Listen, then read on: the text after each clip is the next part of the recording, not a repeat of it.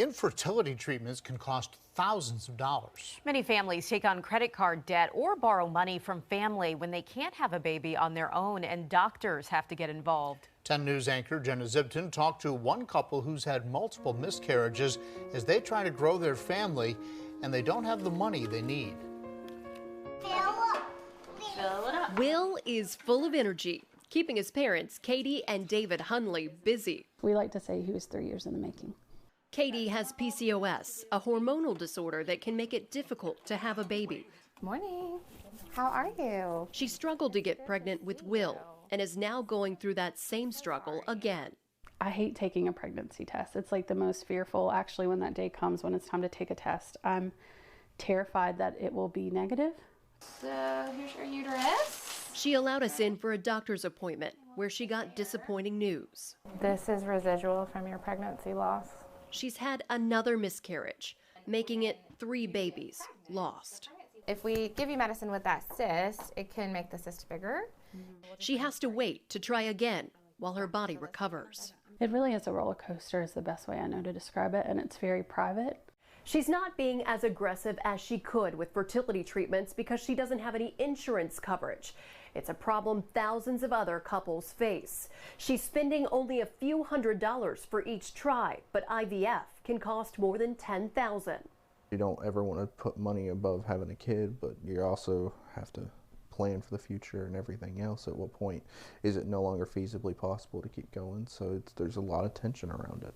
So to help, Katie's taken on a second job. I've always known that I didn't want our financial situation to stop us from being able to grow our family. That doesn't seem fair or right. Over the past couple of weeks, Katie's been visiting the doctor, getting ready for her next round of treatment.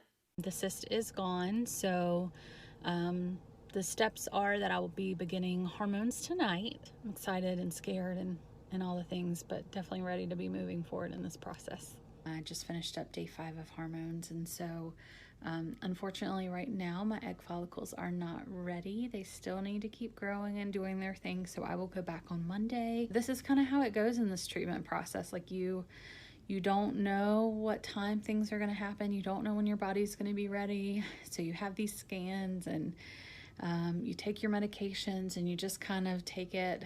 It's almost like taking it day by day. And just last week, more heartbreak.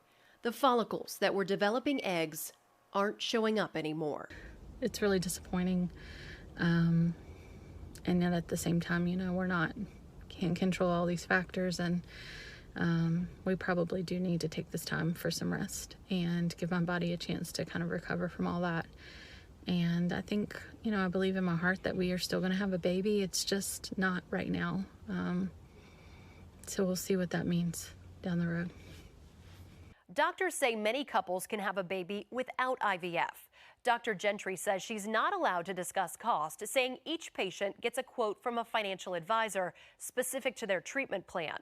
The Reproductive Medicine and Surgery Center of Virginia in Charlottesville says depending on what you need, IVF costs $8,600, plus another $3,000 to $4,000 for medicine. More companies are offering infertility coverage. On WSLS.com, you'll find some frequently asked questions about insurance. There are also grants available for people needing help with treatment. You can find those by searching online. Jenna Zibton, 10 News, working for you.